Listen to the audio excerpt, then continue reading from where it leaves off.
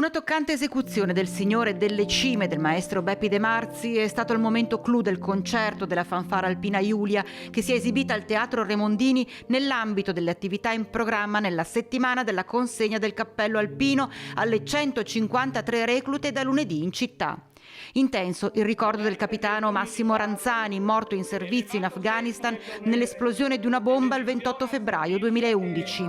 Con il suo estremo sacrificio ha contribuito ad accrescere il prestigio dell'esercito e dell'Italia, tenendo alti gli ideali di pace e di solidarietà. Adras Khan, Afghanistan, 28 febbraio 2011.